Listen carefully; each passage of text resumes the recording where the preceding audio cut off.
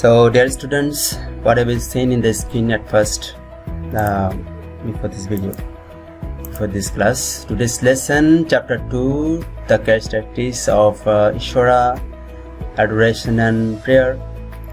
And from this chapter we will read today, we will learn today section 1, the characteristics of Ishvara. Okay? So the characteristics of Ishvara, adoration and prayer. And we will learn today section 1, the characteristics of Ishvara, অর্থাৎ ঈশ্বরের বৈশিষ্ট্য। ঠিক আছে? Okay then, let's go. Let's start. Chapter 2, the characteristics of Ishvara, adoration and prayer. Section 1, the characteristics of Ishvara. We know that Ishvara is one and second to none. He has infinite power. Bound means having limit. Infinite means having no limit. There is no limit to Ishvara's power. His virtues are limitless. He has created us. He nurtures us. He is at the source of our birth and death also. There is none equal to him. Okay? So, what is saying there? Ishvara Swarup সম্বন্ধে আমরা জানছি. And we have informed also that we know that Ishvara is one. অর্থাৎ আমরা জানি যে ঈশ্বর হচ্ছে এক এবং অদ্বিতীয়, কোনো দ্বিতীয় নেই, সেকেন্ড টু নান। তার ইনফিনিট পাওয়ার রয়েছে, হি হ্যাজ ইনফিনিট পাওয়ার। অর্থাৎ ইনফিনিট পাওয়ার মানে কি অনন্ত শক্তি রয়েছে, ইনফিনিট অনন্ত, ইনফিনিট হচ্ছে শেষ। Bound means having limit. Bound মানে হচ্ছে শেষ আর কি, যেটা অন্ত যেটাকে বলছি সেটার কি রয়েছে, অন্তত একটা শেষ রয়েছে, অন্ত মানে তো শেষ। আর infinite means having no limit, যেটা কোনো শেষ নেই, অসীমের কোনো শেষ নেই, শক্তির কোনো শেষ নেই, যার কোনো শেষ নেই। There is no limit to Ishwara's power, ঈশ্বরের শক্তির কোনো শেষ নেই। হিজ ভার্চুয়াস আর লিমিটলেস, তার যে গুণ সেটার কোনো শেষ নেই, লিমিটলেস। হি হ্যাজ ক্রিয়েটেড আস, তিনি আমাদের সৃষ্টি করেছেন। হিজ নার্চারড আস, তিনি আমাদের পালন করেছেন বা পালন করেন। He is at the source of our birth and death also, তিনি আমাদের জন্ম মৃত্যুর সবকিছুর মূল তিনি। There is none equal to him, তার সমান কেউ নেই। Ishvara is formless or incorporeal. Formless মানে কি? নিরাকার। Incorporeal means নিরাকার, same to same, formless, আর যার কোনো আকার নেই। But he can take up any form, কিন্তু যে কোনো ফর্ম বা যে কোনো আকার তিনি ধারণ করতে পারেন। When he is formless, Ishvara is called Brahma. Brahma. অর্থাৎ যখন তিনি নিরাকার তখন তার নাম হয় ব্রহ্ম। Brahma lords over all living beings and the whole universe. ব্রহ্ম কি করেন? আমাদের এই যে সকল জীব ও জগতের উপর প্রভুত্ব করে। ঠিক আছে? লর্ডস, প্রভুত্ব করা। Over all living beings and the whole universe. অর্থাৎ এই পুরো জগতের উপর। হোল ইউনিভার্স মানে পুরো জগৎ। Brahma has therefore the other name of Ishvara, অর্থাৎ ঈশ্বরের আরেকটি নাম হচ্ছে ব্রহ্ম। ঠিক আছে? Ishvara means Lord. ঈশ্বর শব্দটি মানে হচ্ছে প্রভু। When this Ishvara or Brahma is kind to us and does good to the world, he is called Bhagavan. যখন এই ঈশ্বর বা ব্রহ্ম আমাদের প্রতি দয়া করেন, কৃপা করেন, এই জগতের জন্য ভালো কিছু করেন, does good to the world, তখন তাকে বলা হয় ভগবান। ঠিক আছে? Brahma is like the source of all lives. Brahma হচ্ছে সকল প্রাণের উৎস, source. The universe emanates from him, তার থেকে এই জগতের সৃষ্টি, এমিনেটস। দ্য ইউনিভার্স এক্সিস্টিং, অর্থাৎ তার মধ্যে জগতের অবস্থান। He again exist in all living beings, আজ আত্মা, আবার আত্মারূপে সকল বিম্বিনের মধ্যে তিনি আছেন। Therefore the scripture Upanishad lays it down. Sarvam Khalvedam Brahma.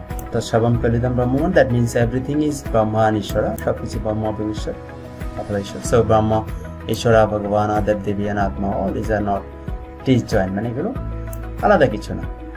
As Ishvara resides in living beings as Atma, loving the latter is as good as loving God. অর্থাৎ ঈশ্বরের সৃষ্টিকে ভালোবাসা মানে ঈশ্বরকে ভালোবাসা। সো কেননা তিনি যেহেতু ঈশ্বরের, যেহেতু আমাদের আত্মারূপে বিরাজ করেন, so it is our duty to serve living beings as Brahma. Brahma হিসেবে আমাদের প্রত্যেককেই কি করা উচিত? ব্রহ্মজ্ঞানের সেবা করা উচিত, ঠিক না? Serve living beings as Brahma. Incarnated form of Ishwara, অর্থাৎ ঈশ্বরের সাকার রূপের কথা এখানে বলা হচ্ছে, gods and goddesses. We know that Ishvara has no form, he is formless, but in spite of being formless, Ishvara can assume any form, he can express himself in any shape, he can give shape to his virtue or power. When any virtue or power of Ishvara gets a form, that is called a god or goddess.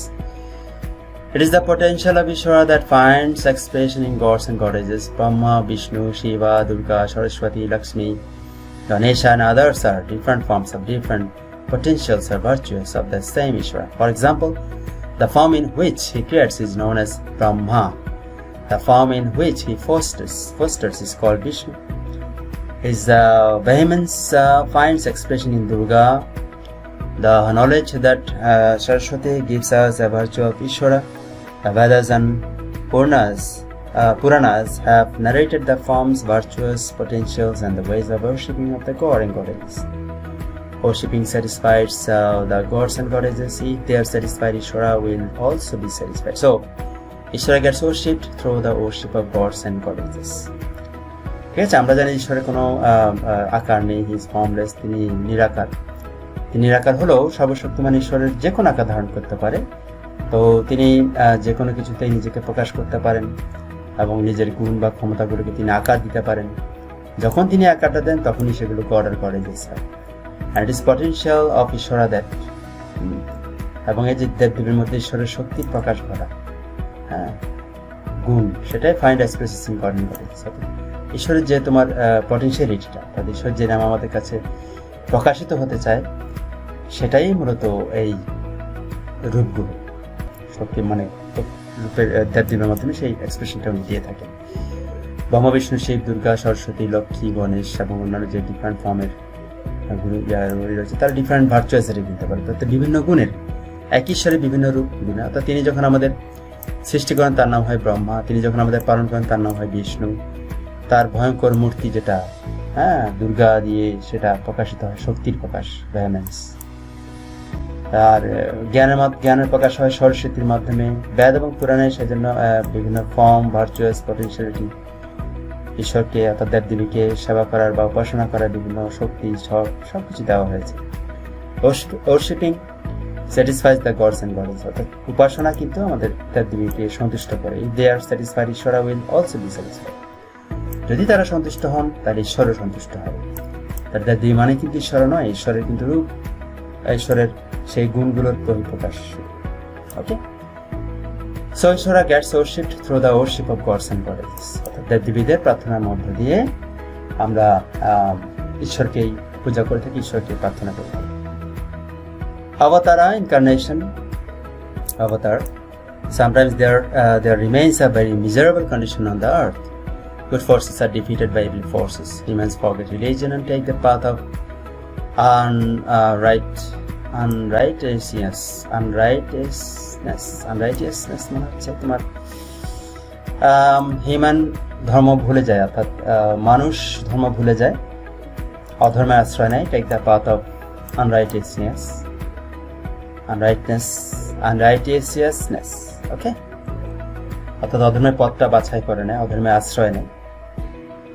Cries of woe and heard all around, words are heard all around, অর্থাৎ তোমার দুঃখ, বেদনা বা আর্তনাদ এগুলো শোনা যায় চারপাশ থেকে। Hearts of virtuous people cry out, ধর্মীয় ব্যক্তিদের হৃদয় তখন কেঁপে ওঠে, কেঁদে ওঠে। They pray to Ishvara for redressing the cause. redressing মানে যে ড্রেসিং করে না, ওটাকে রিড্রেসিং করার কথা বলা হচ্ছে। ঈশ্বরের কাছে আমরা প্রার্থনা করি, সেজন্য দুঃখ মোচন করার জন্য আমরা কি প্রার্থনা জানাই, অর্থাৎ আমাদের কথা দিয়ে বলতে আমাদের কথা বলা হচ্ছে। দেন গ্রেসফুল ঈশ্বর comes down to the earth for his welfare. তারপর তোমার করুণাময় ঈশ্বর তখন কি করেন, আমাদের ভালোর জন্য, এই পৃথিবীর মঙ্গলের জন্য তিনি নেমে আসেন। হি রিমুভস chaos, রিস্টোর পিস, তিনি কি করেন, অশান্তি দূর করেন, শান্তি প্রতিষ্ঠা করেন। He destroys miscreants, saves the honest and good ones, and the restores dharma. Okay, he destroys miscreants, তিনি দুষ্কৃতকারীদের ধ্বংস করেন, সাধু সজ্জনদের রক্ষা করেন, অনেস্ট ভালোদেরকে রক্ষা করেন এবং ধর্ম প্রতিষ্ঠা করেন। In Srimad Bhagavad Gita, Bhagavan Sri Krishna has said as follows: Yada yada hi dharmasya glanirvavati bharata abhyutanama dharmasya tadatmanam srijamyaham paritranaya sadhunam vinashaya cha tiskritam dharma সংস্থাপনাথায় সম্ভবামি যুগে যুগে। চতুর্থ অধ্যায়ের 7তম শ্লোক এবং 8তম শ্লোক। তাদের অর্থ হচ্ছে, whenever there is disgrace done to religion on earth and vice gains strength, I, that means God, then create myself. I then create myself. I appear in different ages with a view to saving the innocent, destroying the miscreants and restoring religion. অর্থাৎ যখনই ধর্মে গ্লানি হয় এবং অধর্ম বেড়ে যায়, তখন আমি নিজেকে সৃষ্টি করি। বিভিন্ন যুগে যুগে আমি সৃষ্টি হয়েছি নিজে নিজে, এবং সাধুদের পরিত্রাণ করি, দুষ্টদের বিনাশ করি, ধর্ম সংস্থাপন করি। এই কথাগুলো। Such appearance of Ishvara on the earth is known to be incarnation. এটাই হচ্ছে তোমার ঈশ্বরের এই যে আশাটা, এই আশাটাকে বলা হয় অবতার, incarnation. In this co-manner, Ishvara appears at avatars, does good to humans and the universe. এভাবে করে তোমার ঈশ্বর কি করেন? আমাদের অবতার রূপে আমাদের কাছে আসেন এবং আমাদের মনুষ্য জগৎ এবং পৃথিবী ভালো করেন। Bhagavan Vishnu has revealed himself in different ages in 10 incarnations, namely Matsya, Kurma, Varaha, Nrsimha,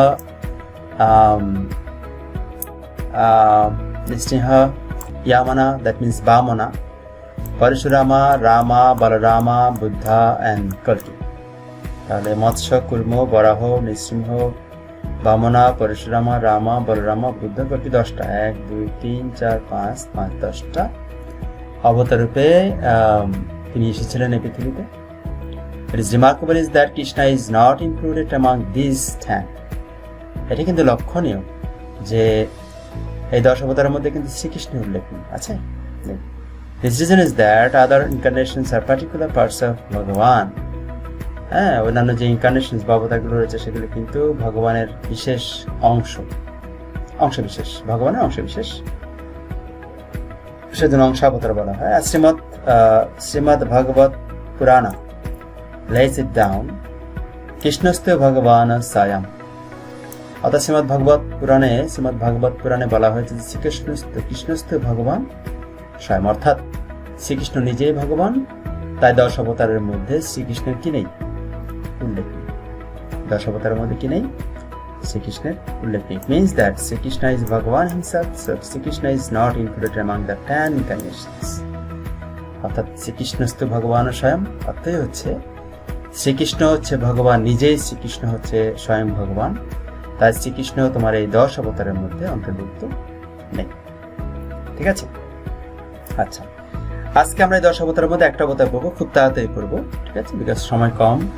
Now those 10 incarnations of Bhagavan Vishnu are being briefly introduced.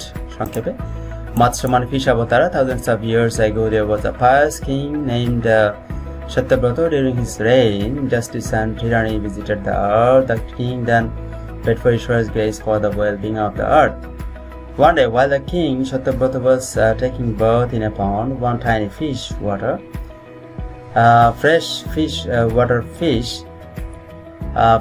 fish came to him and prayed to him so that his life could be saved. The king brought the fish home by placing it in his kamandulu, but the size of the fish went on increasing tremendously. It was placed in a pond, lake, river, but it cannot be contained anywhere.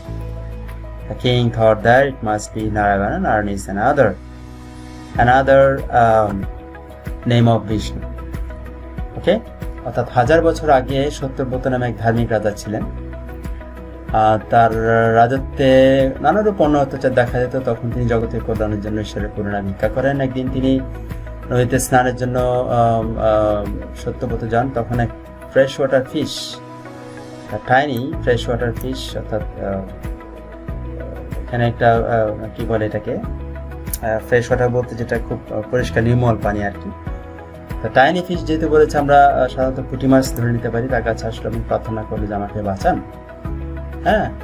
তো রাজা করলো কি, তার কমোডোতে করে তাকে নিয়ে গেল, কিন্তু তার সাইজ এত বড় হয়ে গেল দিন এত মারাত্মকভাবে ট্রিমেন্ডাসলি এত মারাত্মকভাবে বড় হয়ে গেল যে তাকে কোথাও রাখা যাচ্ছে না, পুকুরে রাখলেও জায়গা হচ্ছে না, লেকে, রিভারে, এমনকি কোথাও তাকে রাখা যাচ্ছে না। তো রাজা ভাবলেন যে এটা নিশ্চয়ই নারায়ণ হবে, নারায়ণ বিষ্ণুর আরেক নাম। হ্যাঁ, ঠিক আছে, নারায়ণ হচ্ছে বিষ্ণুর আরেক নাম। The king then went on chanting hymns and verses in praise of Narayana in fish form. ওকে, তখন তিনি নারায়ণের এই যে মৎস্যরূপী নারায়ণের স্তবস্তুতি করতে লাগলেন। Then Narayan in fish form told the king destruction would seize the earth within 7 days. তখন এই যে মৎস্যরূপী যে নারায়ণ, সে নারায়ণ রাজাকে বলল যে 7 দিনের মধ্যে পৃথিবী ধ্বংস হতে চলেছে। হ্যাঁ, প্রলয় হবে আর কি, প্রলয় বলি আমরা সেটাকে, ডিস্ট্রাকশনটাকে প্রলয় বলি, ধ্বংস হতে চলেছে 7 দিনের মধ্যে। Then a golden boat will anchor at your coast. You will embark upon it with the Vedas, all living couples, food crops and tree seeds. I shall appear as a formed fish. You will tie up your boat to my horns. The cataclysm took off. The king acted as directed by Bhagavan Sri Vishnu in fish form. His boat got saved from the catastrophe, and at its end, the king disembarked from the boat along with all his belongings in his way, or in this way, Bhagavan Sri Vishnu as fish incarnate saved creation. The Vedas also get preserved. তখন নারায়ণ বলল যে আসলে মহাপ্রলয় শুরু হবে, আমার মতো কাজটা করতে হবে। কি কাজ করতে বলছে তিনি? যা সে সময় তোমার ঘাটে একটা সোনার তরী ভিড়বে, এবং তুমি তাকে কি করবে, ব্যাগ, তারপরে সব রকমের যে দম্পতি রয়েছে, খাদ্যশস্য রয়েছে, এগুলো নিয়ে সবগুলো নিয়ে সেই নৌকায় উঠবে, এবং আমি সেখানে অবতীর্ণ হব, আবির্ভূত হব সিংহধারী বা সিংধারী মাছ রূপে। তুমি তোমার সেই নৌকাটা, ইউ উইল টাই আপ, তুমি তোমার সেই নৌকাটা আমার সিংহের সাথে বেঁধে দিবা। হ্যাঁ, তারপর সে যথারীতি সেটা হলো, প্রলয়টা শুরু হলো, cataclysm, the catastrophical matter here took off, শুরু হলো। তখন রাজা মৎস্যরূপী ধারণ করলেন ভগবান শ্রীকৃষ্ণ, ভগবান বিষ্ণু তখন মৎস্যরূপ ধারণ করে আসলেন, তার বোটটা সেখানে রক্ষা পেল, এবং পরবর্তীতে এভাবে মৎস্যরূপে প্রলয় শেষে তখন রাজা সমস্ত কিছু নিয়ে নৌকা থেকে নেমে আসছে, ডিসেম্বার্ক ফ্রম দ্য বোট, বিলঙ্গিংস মানে হচ্ছে যা কাছে তা তল্পিতার পাশ ছিল সেগুলো সব নিয়ে নেমে আসছে। এভাবে করে ভগবান শ্রী বিষ্ণু কি করেছিলেন? মৎস্যরূপে, মৎস্য অবতারূপে ভগবান শ্রী বিষ্ণু সৃষ্টিকে রক্ষা করেছিলেন, এবং বেদও কি হয়েছিল? সংরক্ষিত হয়েছিল। এই ছিল তোমাদের মৎস্যরূপী অর্থাৎ মৎস্য অবতার নিয়ে আমি আলোচনা করব। ওকে, and the next time Kurma Avatara, we will discuss about Kurma Avatara next time, and of course if we get time, then Varaha Avatara should be placed there. Okay, so homework next time. Okay, আজ এই পর্যন্তই। তোমরা ভালো থাকো, সুস্থ থাকো, and of course stay home, stay safe.